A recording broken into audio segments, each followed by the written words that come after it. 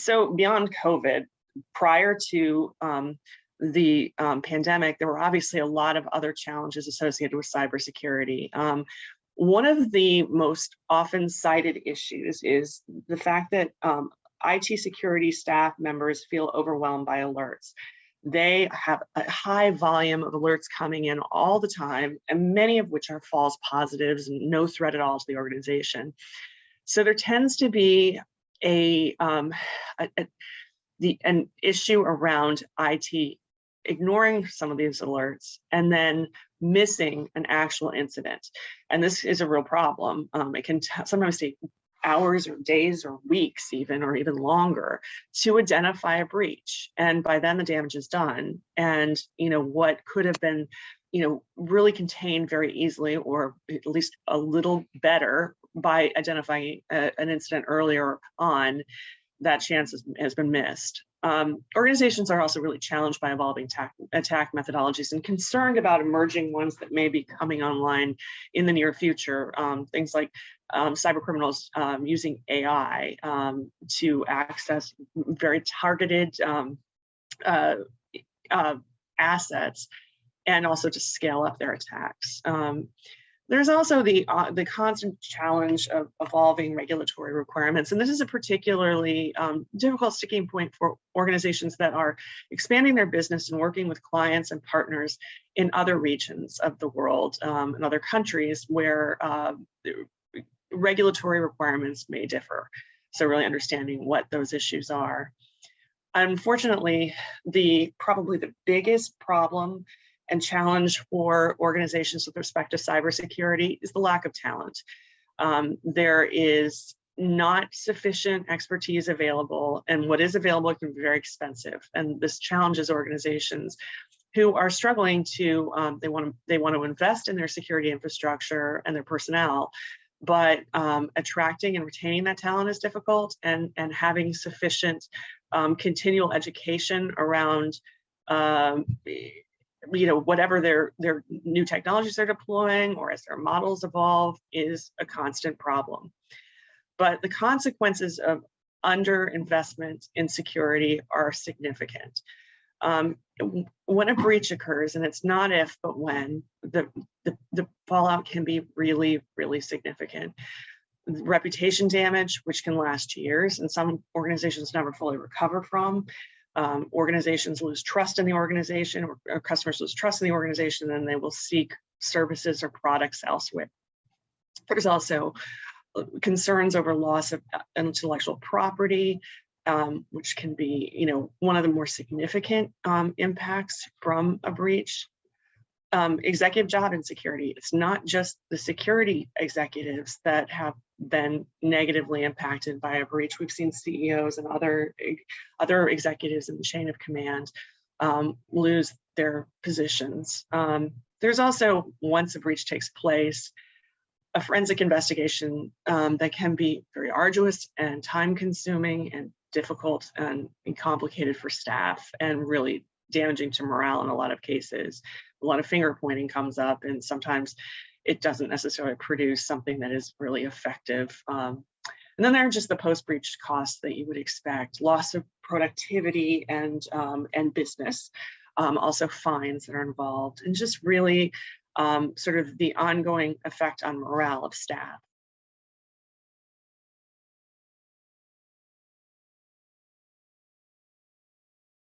Telco-based MSSPs have a unique role to play here, and a unique opportunity. A lot of customers look to them for technology leadership. Their existing delivery of network services has sort of instilled a level of confidence from the customers in their capabilities to deliver operationally stable and reliable services. They also have the expertise from managing and securing their own networks, which is appealing to the end customer. And so, this is an operator. This is a strong suit, something that I think instills confidence in the delivery of all of your services, whether it's network services or data center services or whatever you're supplying to the client. There is also an understanding and great visibility into the network, which helps in terms of being able to identify threats early on and really have a knowledge of what is a harmless anomaly versus what is something to really be on watch for and to safeguard against. And so that, this is something that I think translates really well and builds confidence from enterprises in telco-based MSSPs. Operators also have great reach, often very, sophisticated and extensive networks, but also in-ground support in terms of in-country. Having a trusted partner local is very important to customers when it comes to security. Also, telcos often have very evolved technology ecosystems. They work with multiple partners, and there's the opportunity to integrate different technologies, which is certainly appealing and one of the challenges that a lot of organizations have had in dealing with their own self-managed technology or security technology infrastructures, where they've bought different products and different appliances and software that doesn't always work well together. And so having somebody that can put that together is very appealing. So what kind of opportunity exists for you as an operator in managed security services? Is it all upside? Really, in most cases, at a very high level, I would say yes. If you have the ambition to really enter this space and to make the investment you need to, the opportunity is vast. We're seeing just a tremendous amount of growth. The investment in security, intelligence, and management is expected to grow to 18% year over year from 2020, from last year to 2025. And the overall enterprise spend on security, so hardware, software, and managed services, we project to grow from $120 billion right before COVID in 2019 to $187 billion by 2025. And I expect this number to continue to increase beyond that. We just don't have the projections yet. So operators, what do you need? What do you need to really play in this space? It's very important to align yourself with a partner that has the technology platform and the knowledge and also the personnel to provide the supporting services that are really essential. You know the customer, but you need the technology to back it up and the expertise.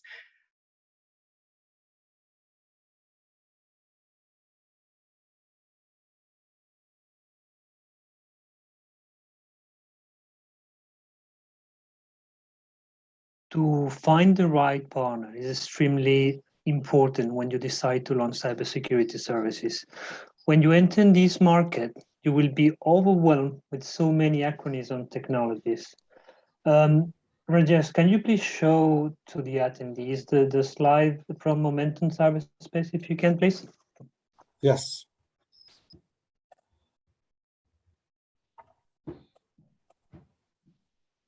So, thank you, Rajesh. This slide is the slide I use every time I hire someone for Telefónica or for my team, because they think they know everything about security and they say, well, where do you fit in all these things? So they see this kind of number of vendors and technologies and areas. And then it's when they found out that they just know a little bit of cybersecurity. So if any partner or any company wants to launch cybersecurity services, having a look to this, I wish them all the best if you can address everything. Then is when you need to look for a partner who can help you through the journey and who already has the right agreements and partnerships in place. So from this list, you don't need to find or to choose everyone. You just need to find the right ones. And there is where Telefónica has a lot of experience, why he choose specific vendors, specific partners, specific startups in order to cover all these areas that they covers by this cyberscape from the Momentum. So you also need to know that the more you protect, the more you know. So it's extremely important to mention that threats are global and rarely national. So most of the time when a threat is happening in the US, in the same day it will reach APAC region as well. So having a big portfolio of customers around the world will help identifying these threats and protect businesses. So joining forces with a partner that already has this asset is extremely crucial, critical for success. Telefonica has presence around the world. We have some operation. We have operations in some of the countries, but we rely as well on partners in order first to help them, but as well to share intelligence between each other.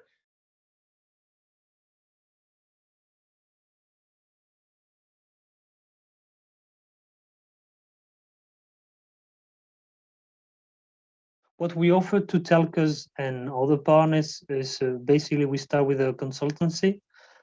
Usually a telco has his internal SOC and they want to launch external cybersecurity service and they don't know how to do it. So we help them to explain how we did it from 11 countries where we have 11 SOCs. We have done that for all the telcos all around the world. So we start with a consultancy, how they can build if they don't have one, or they can move from internal SOC to a more commercial SOC for external customers. We also deliver the training that is required for having the right technical procedures, and also we explain our cybersecurity services. Not all the integrators or telcos, they don't need to launch everything. They need to know which is more relevant in their markets. We also offer a product and service portfolio. We do have some technologies and services that are prepared. We develop them so we can offer them and nobody else has. And also we can also extend our contact with our partners network. It's something important, so they don't need to start from zero. As the slide I mentioned from Momentum from cyberspace, they don't need to go and knock the door for the first time. We can help them with that. I mean, we have a lot of contacts and we made also our choices, and why we made our choices is extremely important for them. We also offer customers intelligence data, and of course, something extremely important is SOC as a service. They need to start building their own SOC to offer their own capabilities. We will be behind them from our 11 SOCs that we have around the world, mainly in Europe and Latin America. And from that, they can offer in matter of months services that they were not thinking of before. So you have to understand that we have more than 5 million monitored endpoints, and we solve more than 300K tickets per year. So we know what we're doing. So partners can rely on us. We also, apart from that, it's not just we leave you the material and that's it. No, we offer a whole go-to-market journey, how you should that. We give you the documentations, the tools, the quotation tools, so in order you to be able independent and having us on the backside. Sometimes we even share our marketing strategy. They want to know how we do things. We offer them several marketing strategies, because something that works years ago, it doesn't mean it's going to work now. But we help them to create that strategy adapted to their markets. And something which is extremely important, not only for integrators but for telcos, is telco has a special DNA. Things are not as an integrator. There are budgets, there are time, there are benefits, there are margins that you need to comply with within a telco. We know the steps they need to take, and we know the pains they're going to face. So sometimes I think they will learn more from our mistakes than from our successes, but this will save time to launch new cybersecurity services. Based on that, basically, we just need from the telco the will to explore the market. We just need the board approval to do all the requirements that this evolving market or evolving technology is requiring, because we know that the telco usually is a very hard environment with all the processes, bureaucracy that we have, and the traditional business that we are moving from to the digital world. This is a bit crucial. So what do we need from them? We need the commitment, we need the vision, we need the goal, and we need trust that what Telefónica is providing is a plan to help them basically becoming a new Telefónica in their region. So if they look at us as a leader, basically all they need to provide is a real vision and a real goal to be a successful player in the market.